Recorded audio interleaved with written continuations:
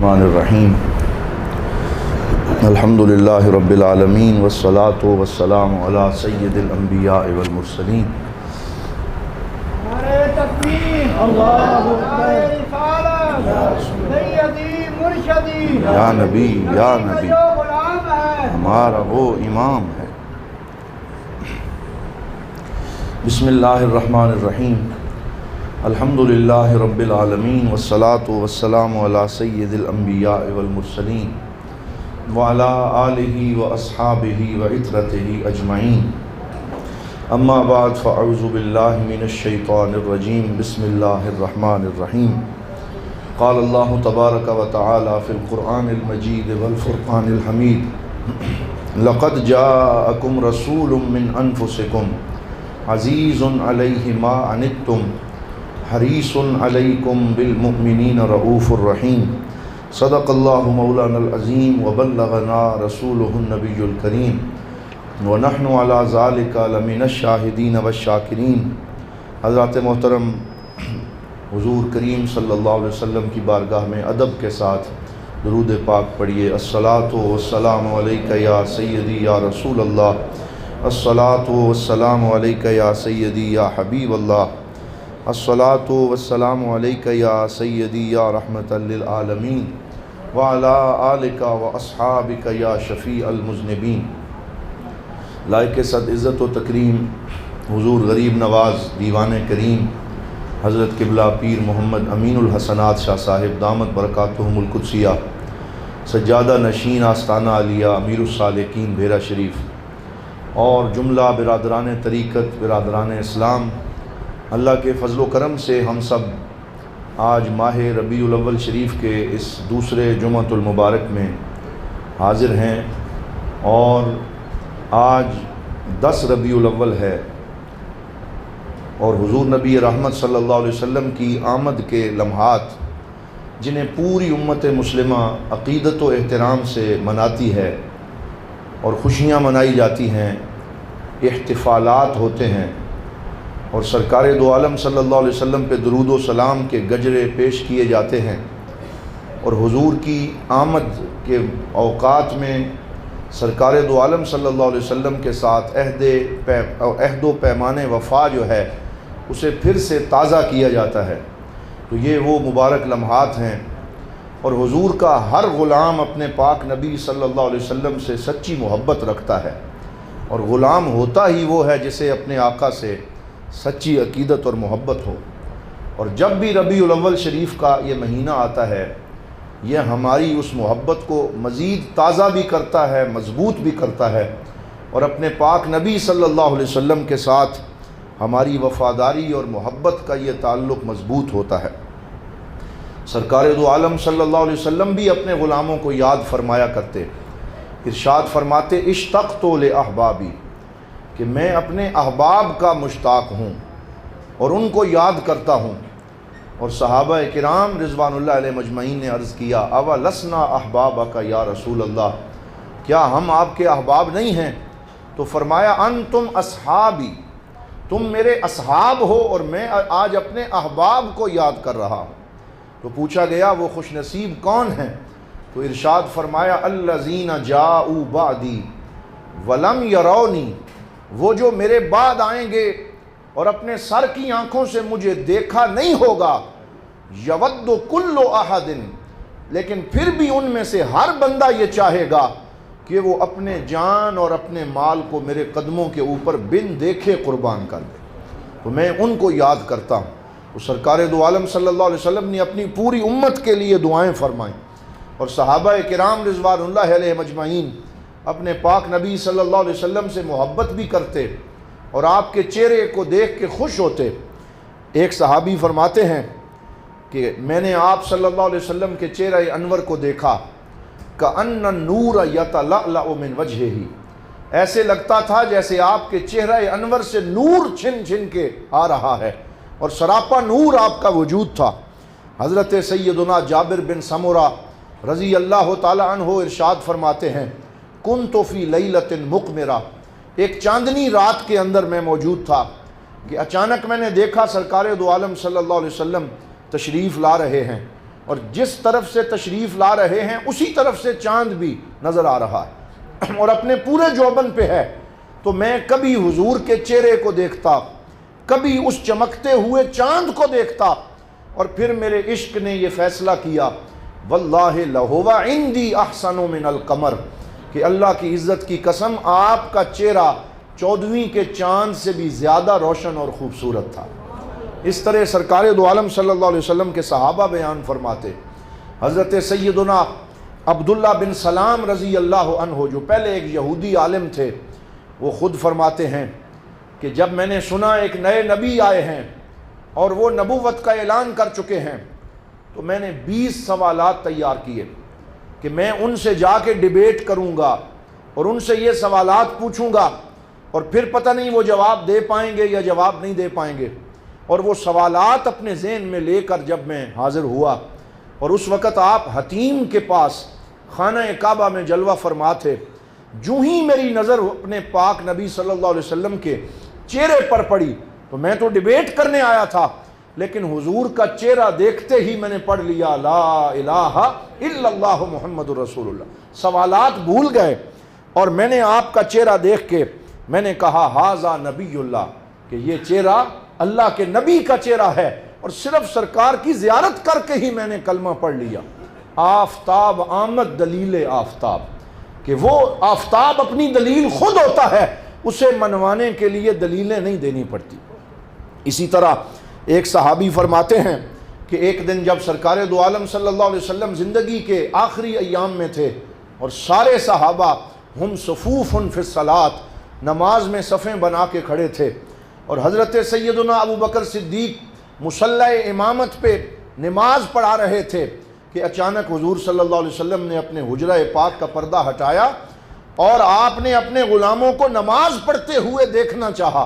اور جو ہی پردہ ہٹا سرکار کے چہرہ پاک کے نور سے پوری مسجد روشن ہو گئی۔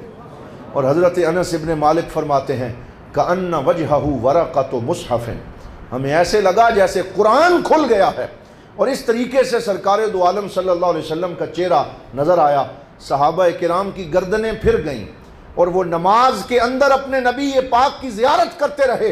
اور جب حضور صلی اللہ علیہ وسلم نے دیکھا کہ یہ تو میری زیارت میں منہمک ہو گئے ہیں، تو پھر آپ نے تبسم فرما کے پردہ آگے کر دیا، اور صحابہ نے اپنی نماز مکمل کی، نماز بھی ہوتی رہی اور حضور کی زیارت بھی ہوتی رہی۔ اس طریقے سے صحابہ کرام رضوان اللہ علیہ مجمعین حضور کا حسن بیان فرماتے۔ حضرت سیدنا انس ابن مالک رضی اللہ تعالی عنہ کی مشہور حدیث ہے، صحیح بخاری شریف میں ہے، 10 سال اپنے آقا کی خدمت کی، اور سرکار دو عالم کے اشارہ ابرو کے منتظر رہتے، دوڑتے رہتے، خدمت کرتے رہتے۔ فرماتے ہیں ما مسست حریرن ولا دیباجن الین من کف رسول اللہ صلی اللہ علیہ وسلم، میں نے کوئی ریشم اور کوئی نرم و نازک کپڑا ایسا نہیں دیکھا جو حضور کی ہتھیلی مبارک سے زیادہ نرم و نازک ہو۔ وما شممت ریحا اطیب من ریح رسول اللہ، اور زندگی میں کوئی ایسی خوشبو میں نے نہیں سونگھی جو سرکار کے وجود مسعود کے خوشبو سے زیادہ خوشبودار ہو۔ اس طریقے سے وہ فدا ہوتے تھے اور اپنے پاک نبی صلی اللہ علیہ وسلم کا ذکر کیا کرتے تھے۔ آج میں یہ بھی عرض کرنا چاہتا ہوں میلاد پاک کی مناسبت سے کہ حضور صلی اللہ علیہ وسلم کی سیرت ہمارے لیے کامل نمونہ ہے، اور میلاد پاک کا تقاضا یہ ہے کہ ہم میلاد منائیں لیکن اس کے ساتھ ساتھ سیرت اپنائیں۔ میں نے گزشتہ جمعے پہ بھی یہ بات عرض کی تھی کہ ان دنوں ایک نیا رجحان پیدا ہوتا چلا جا رہا ہے، لائٹنگ ہوتی ہے، چراغاں ہوتا ہے، اور پھر لوگ اسے دیکھنے کے لیے جاتے ہیں، اور موٹر سائیکلنگ ہوتی ہے، مرد و زن کا اختلاط ہوتا ہے، اور اس کو ایک پکنک پارٹی اور انٹرٹینمنٹ میں بدل کے رکھ دیا گیا۔ حالانکہ میلاد کا تقاضا یہ ہے کہ ہم اپنے پاک نبی صلی اللہ علیہ وسلم کی سیرت کو اپنائیں، جو ایک جامع ترین سیرت ہے، اور کائنات میں کوئی ایسی سیرت نہیں ہے جو سرکار دو عالم صلی اللہ علیہ وسلم سے زیادہ جامع ہو۔ زندگی کے ہر شعبے کے لیے اس میں سبق ہے۔ بعض سیرت نگاروں نے لکھا ہے کہ باقی انبیاء کی سیرتیں بھی بڑی روشن ہیں، ہم ہر نبی کا احترام کرتے ہیں، لیکن ممکن ہے کہ اس میں زندگی کا ایک پہلو ملے دوسرا نہ ملے۔ مثال کے طور پر حضرت سیدنا عیسیٰ علیہ السلام روح اللہ کلمت اللہ، اور بہت روشن شخصیت کے مالک ہیں، لیکن اگر کوئی ان کی شخصیت سے اسوہ حاصل کرنا چاہے تو اسے ایک کنواری زندگی کا اسوہ تو مل سکتا ہے، لیکن شادی شدہ زندگی کا اسوہ نہیں مل سکتا، کیونکہ آپ نے شادی نہیں فرمائی اور آپ بغیر شادی کے ہی اٹھا لیے گئے، تو بحیثیت باپ، بحیثیت دادا، بحیثیت خاوند آپ کی زندگی کے اندر سے وہ اسوہ ہمیں حاصل نہیں ہوتا۔ اسی طرح حضرت سیدنا سلیمان علیہ السلام کی بڑی شان ہے، حکمرانی عطا کی گئی، ہواؤں پہ ان کو تصرف عطا کیا گیا، پرندوں کی بولیاں ان کو سمجھائی گئیں، لیکن اس کے باوجود اگر ان کی سیرت سے کوئی شخص جو ہے وہ بحیثیت حکمران اگر جو ہے وہ سبق لینا چاہے تو وہ لے سکتا ہے، لیکن بحیثیت محکوم ان کی زندگی سے سبق نہیں مل سکتا، بحیثیت فقیر نہیں مل سکتا، کیونکہ یہ ادوار ان کی زندگی پہ گزرے ہی نہیں ہیں۔ لیکن جب ہم اپنے پاک نبی کہہ دیجئے صلی اللہ علیہ وآلہ وسلم کی سیرت کو دیکھتے ہیں تو آپ کی سیرت میں یہ کمال ہے کہ وہ تمام اطیاف کے لیے یکساں طور پہ نمونہ ہے، اور آپ صلی اللہ علیہ وآلہ وسلم کی سیرت اسوہ کاملہ ہے، اور اس کی وجہ یہی ہے کہ آپ نے بطور غنی بھی زندگی گزاری اور بطور فقیر بھی زندگی گزاری، فقر بھی آپ پہ طاری ہوا، بطور حاکم بھی رہے اور بطور محکوم بھی رہے۔ مکہ میں ایک محکومیت کا عالم تھا، مدینہ میں حاکمیت کا عالم تھا، تو یہ دونوں اوصاف حضور صلی اللہ علیہ وسلم کی زندگی میں ملتے ہیں۔ 25 سال بغیر شادی کے کنواروں کے لیے رول ماڈل ہیں، اور 25 سال سے لے کے 52 سال تک ایک زوجہ محترمہ کے ساتھ ان لوگوں کے لیے رول ماڈل ہیں جن کی ایک زوجہ ہے، اور پھر آخری زندگی کے 10 سال ان لوگوں کے لیے رول ماڈل ہیں جن کی ایک سے زیادہ بیویاں ہیں۔ یعنی سرکار دو عالم کی زندگی میں تنوع ہے، ڈائیورسٹی ہے، ایسے زندگی کے ہر شعبے کے لیے آپ کی زندگی میں سبق موجود ہے۔ اپنی بیٹیوں کی شادیاں فرمائیں، پھر اپنی اولاد کی تدفین فرمائی، یعنی یہ ساری چیزیں بھی ہمیں آپ کی سیرت سے ملتی ہیں۔ اجرت اور مزدوری پہ بھی آپ نے کام کیا، پھر خود تجارت بھی فرمائی۔ یہ جامعیت ہے حضور نبی رحمت صلی اللہ علیہ وسلم کی سیرت پاک کی، کہ آپ کو اللہ رب العزت نے وہ حسن عطا فرمایا، وہ جوبن اور وہ کمال عطا فرمایا کہ کوئی فقیر ہو، کوئی حاکم ہو، کوئی محکوم ہو، کوئی تاجر ہو، کوئی اجرت پہ کام کرنے والا ہو، کوئی بیٹیوں کی شادیاں کرنے والا ہو، ہر زندگی کے شعبے کے لیے سرکار کا اسوہ کاملہ ایک روشن چاند کی طرح روشن ہے اور ایک سراج منیر کی طرح روشنی دے رہا ہے۔ ہمارے ایک ملک کے مشہور شاعر ہیں انور مسعود صاحب، گزشتہ دنوں انہوں نے سرکار کی ایک نعت لکھی اور کمال کر دیا۔ فرماتے ہیں پیغمبروں کے بیانوں میں گونجنے والا، پیغمبروں کے بیانوں میں گونجنے والا، وہ نام سارے زمانوں میں گونجنے والا، بشکل مدحت و نعت و قصیدہ و توصیف، بشکل مدحت و نعت و قصیدہ و توصیف، وہ نام ساری زبانوں میں گونجنے والا، بس ایک نام انہی کا خدا کے نام کے بعد، بس ایک نام انہی کا خدا کے نام کے بعد، مؤذنوں کی اذانوں میں گونجنے والا۔ آپ ہی کا نام ہے جو اللہ کے نام کے ساتھ اذانوں میں بھی لیا جاتا ہے، بس ایک نام انہی کا خدا کے نام کے بعد، مؤذنوں کی اذانوں میں گونجنے والا ہے، اس میں سید و سالار و سرور عالم ہے، اس میں سید و سالار و سرور عالم، دلوں میں ذہنوں میں جانوں میں گونجنے والا، کہ آپ کا نام جانوں میں بھی گونج رہا ہے، ذہنوں میں بھی گونج رہا ہے، دلوں میں بھی گونج رہا ہے۔ وہ دختران سرے باموں دف بکف انور، یعنی وہ جو دف لے کے حضور کا استقبال کر رہی تھی، وہ دختران سرے باموں دف بکف انور، وہ نام ان کے ترانوں میں گونجنے والا، کہ ان کے ترانوں میں بھی سرکار کا نام گونج رہا تھا، اور وہ پڑھ رہی تھیں طلع البدر علینا من ثنیات الوداع وجب الشکر علینا ما دعا للہ دا ایھا المبعوث فینا جئت بالامر المطاع جئت شرفت المدینہ مرحبا یا خیر دا۔ اسی لیے اللہ رب العزت قرآن پاک میں اپنے پاک نبی سب کہیں صلی اللہ علیہ وسلم کی سیرت کے بارے میں ارشاد فرماتا ہے وَاعْلَمُوا أَنَّ فِيكُمْ رَسُولُ اللَّهِ، جان لو کہ اللہ کا رسول تمہارے اندر موجود ہے۔ حالانکہ سرکار دو عالم کا وصال آج سے 1450 سال پہلے ہو گیا، لیکن اللہ فرماتا ہے قرآن میں فیکم رسول اللہ، تمہارے اندر ہیں اللہ کے رسول، اپنی سیرت کے ساتھ، اپنی احادیث کے ساتھ، اپنی تعلیمات کے ساتھ، اپنے تبرکات کے ساتھ، اپنی یادوں کے ساتھ سرکار دو عالم ہر مومن کے دل میں زندہ و جاوید ہیں، ہمارے معاشرے میں زندہ ہیں، اس ماحول میں زندہ ہیں۔ اور کوئی آپ کو ایسا نہیں ملے گا کہ جس کی یادیں یوں تر و تازہ ہوں کہ ان کا عصا مبارک بھی موجود ہو اور ان کے تبرکات بھی موجود ہوں، لیکن کل آپ دیکھیں گے کہ پورے بیرا کے لوگ اور ارد گرد سے آنے والے بیرا شریف کے اندر اس دربار عالیہ میں جہاں حاضری دے رہے ہوں گے، وہاں سرکار دو عالم صلی اللہ علیہ وسلم کے منہ مبارک کی زیارت بھی کر رہے ہیں۔ تو سرکار کا نور آپ کے تبرکات کے ساتھ آج بھی ہمارے اندر موجود ہے۔ اللہ تعالی ہمیں اپنے پاک نبی صلی اللہ علیہ وسلم کی سچی محبت عطا فرمائے۔ پھر حضور صلی اللہ علیہ وسلم کیسے محبت فرماتے تھے اپنے غلاموں کے ساتھ، صرف 2 مثالیں یہاں پہ عرض کرنا چاہتا ہوں۔ حضور کے ایک غلام صحابی چچا کے بیٹے حضرت سیدنا عبداللہ ابن عباس رضی اللہ تعالیٰ عنہ فرماتے ہیں میری عمر 12 سال تھی، اور ایک دن میں سرکار دو عالم صلی اللہ علیہ وسلم کے پاس آیا۔ شفقت اور محبت کا انداز یہ ہے، فَفَتَحَ ذِرَاعِهِ لِأَجْلِي، سرکار نے اپنے دونوں بازو میرے لیے کھول دیے، اور میں 12 سال کا چھوٹا بچہ آگے بڑھا، مجھے سینے سے لگایا،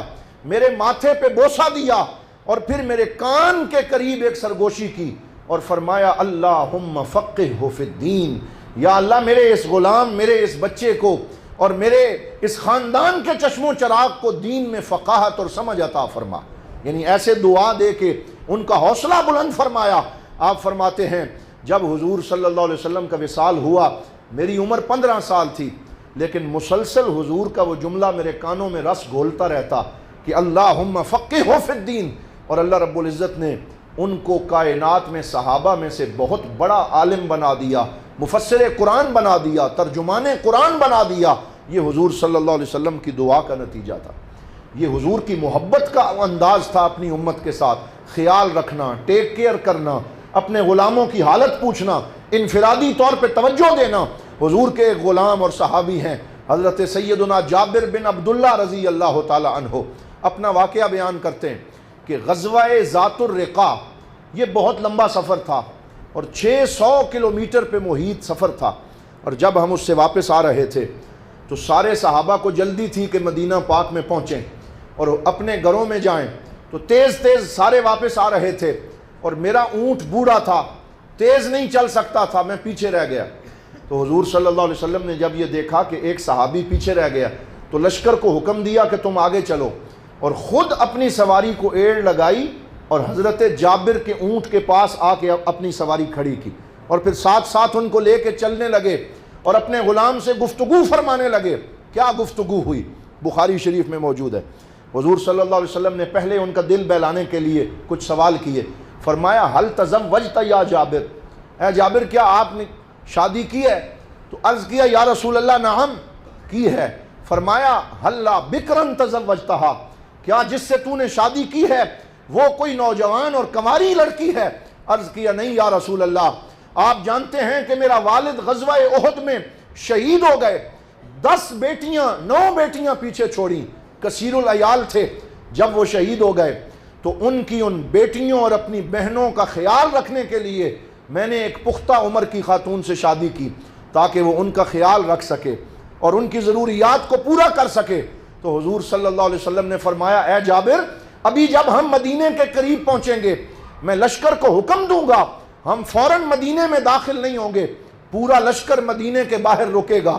یا رسول اللہ کیوں یہ لشکر رکے گا؟ آپ صلی اللہ علیہ وسلم نے فرمایا کہ حتی تعلم زوجتک بقدومک فتعد لک النمارق، فرمایا تاکہ تیری زوجہ کو پتہ چل جائے کہ تو آ رہا ہے، وہ تیرے لیے گھر کو صاف ستھرا کر دے اور گھر میں تیری ضروریات کا خیال رکھے، بستر لگائے اور تیرے آرام اور راحت کا بندوبست کرے۔ یہ خیال ایک ایک غلام کا سرکار دو عالم صلی اللہ علیہ وسلم فرماتے تھے۔ جب یہ گفتگو ہو گئی پھر حضور صلی اللہ علیہ وسلم نے فرمایا اشتری من کا جمل کا، کیا یہ اونٹ میں تیرا تجھ سے خرید نہ لوں؟ تو حضور صلی اللہ علیہ وسلم سے عرض کرنے لگے یا رسول اللہ ضرور خرید لیں، تو فرمایا میں 1 درہم اس کا تمہیں دوں گا. یہ مداحبت ہے، یہ دل لگی ہے. فرمایا 1 درہم دوں گا. تو آپ نے عرض کیا اذن تبخلوا بحقی یا رسول اللہ، یا رسول اللہ پھر تو میرا حق پورا ادا نہیں ہو سکے گا، یہ 1 درہم کا تو نہیں ہے، اس کی تو بڑی مہنگی قیمت ہے. حضور نے فرمایا ٹھیک ہے میں 2 درہم دے دوں گا. اس طریقے سے ہلکی پھلکی گپ شپ، اپنے غلاموں کے ساتھ گفتگو کرنا، ان کا دل جیتنا. پھر جب حضرت جابر اپنے گھر میں پہنچ گئے، صبح ہوئی، حضور صلی اللہ علیہ وسلم نے حضرت ابو ہریرہ کو بلایا